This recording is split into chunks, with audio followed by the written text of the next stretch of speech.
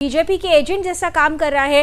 तमाम जो विपक्षी पार्टियां, I am not talking about only TMC, जितनी भी विपक्षी पार्टियां, उन लोगों ने एक कहते हैं ना, एक टेप रिकॉर्डर के जैसे एक रिकॉर्डिंग फिक्स कर ली है कि जब वो हो तो चुनाव आयोग को ले आओ और कह दो कि ये तो बीजेपी का एजेंट है।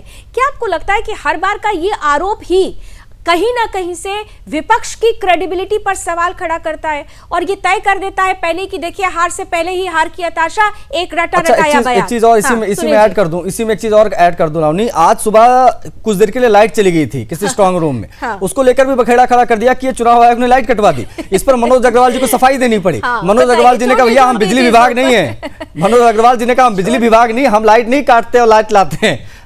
कौशिक सर, अमीन जी कुछ कहना चाह रहे हैं, फिर कौशिक जा रही हूँ। हाँ अमीन जी बोलिए। जनरेटर को इंस्ट्रक्शंस हैं कि इमीडिएटली ऑन हो जाए। जनरेटर लाइट ज्यादा देर के लिए जा नहीं सकती, ये रूल है।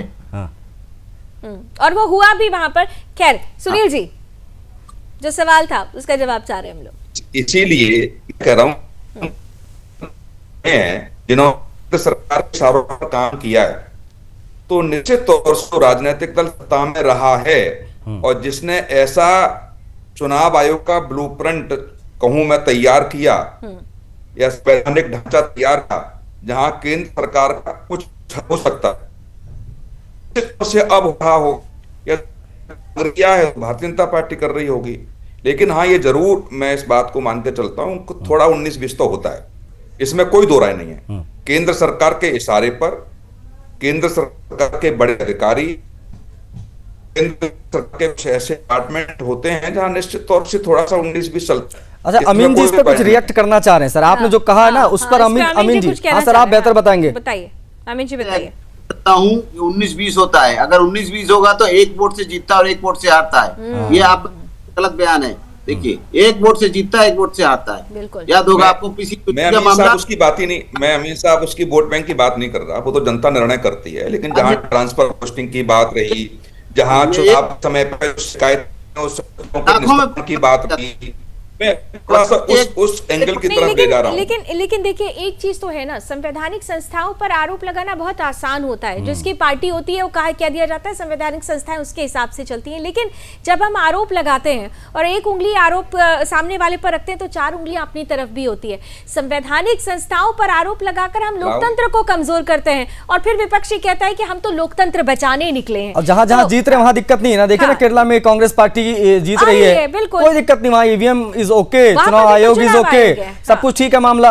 तो ये अपने आप में पिक एंड चूज नहीं चलेगा ना, ये भी अपने आप में बहुत बड़ा चिंता का विषय है कि आप सवाल उठा दो लेकिन जब उस पर जवाब मांगा जाए अन्य राज्यों पर तो उस पर जो है चुप्पी साध लो। एक छोटा सा ब्रेक हम ले रहे हैं, ब्रेक से लौट कर आएंगे तो इन आंकड़ों पर और बात करेंगे, कुछ और अपडेट्स आप तक पहुंचाने, इसलिए बने रहिएगा। छोटे से ब्रेक के बाद भी चर्चा जारी है।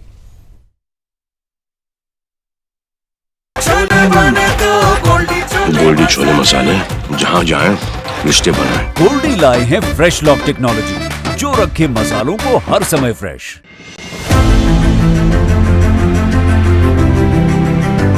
नए भारत का नया उत्तर प्रदेश पूरे देश में कनेक्टिविटी के क्षेत्र में रोल मॉडल बन गया है। विगत 9 वर्षों में रोड कनेक्टिविटी से लेकर एयर कनेक्टिविटी और मेट्रो से लेकर रेल कनेक्टिविटी में यूपी नंबर 1 है।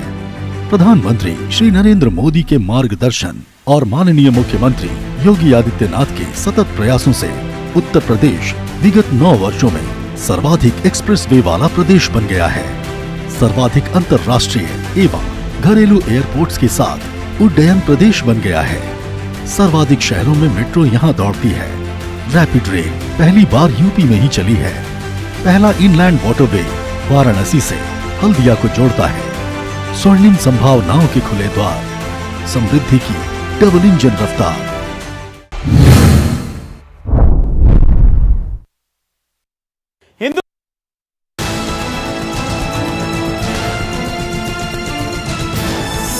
आप देख रहे हैं सुदर्शन न्यूज।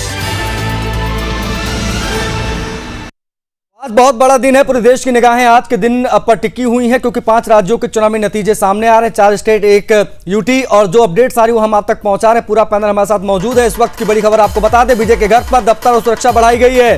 टीवीके, जी हां, सरकार बनाती दिख रही है क्या? रुझानों में स्टालिन की पार्टी तीसरे नंबर पर पहुंच गई है।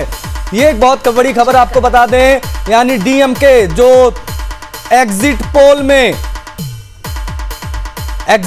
में जो नंबर 1 दिख रही थी वो नंबर 3 पर है, टीवीके नंबर 1 है, नंबर 2 पे एआईडीएमके है, ऑल इंडिया तृणमूल कड़गम, और डीएमके वो तीसरे पर पहुंच गए। स्टालिन खुद हार रहे हैं, उनके 14 मंत्री पीछे चल रहे हैं। ये रुझान है, ये रुझान हम आपको बता रहे हैं। अभी बहुत सारी चीजों में, लेकिन टीवीके 106 पर आप टैली में देख सकते हैं, ये सरकार बनाने की तरफ बहुत तेजी से बढ़ चुके हैं और सुरक्षा बढ़ा दी गई इनके घर की, इनके दफ्तर की। तो ये बहुत बड़ी, वो सुपरस्टार क्या सीएम बनने जा रहा है, ये बहुत बड़ा सवाल है दक्षिण से जो निकलकर सामने आ रहा है। लेकिन बता आपको ये दे, पश्चिम बंगाल की जो अपडेट्स हैं वो भी हम आप तक पहुंचा रहे हैं। पुडुचेरी में एनडीए की लहर दिखाई दी है, असम में एज एक्सपेक्टेड फिर से लैंडस्लाइड विक्ट्री की तरफ हेमंत बिस्वा शर्मा बढ़ रहे हैं और वो 90-100 के आसपास देखिए 97 सीटें दिख रही हैं और कांग्रेस बिल्कुल खत्म सी हो गई, 27 सीटों पर सिमटती दिखाई दे रही है। कांग्रेस यूडीएफ के साथ गठबंधन जो यूडीएफ का है उसमें जरूर केरल में वो सरकार बनाती दिख रही है अच्छी खासी बढ़त के साथ में। पूरा पैनल हमारे साथ मौजूद है, हम उनसे बातचीत कर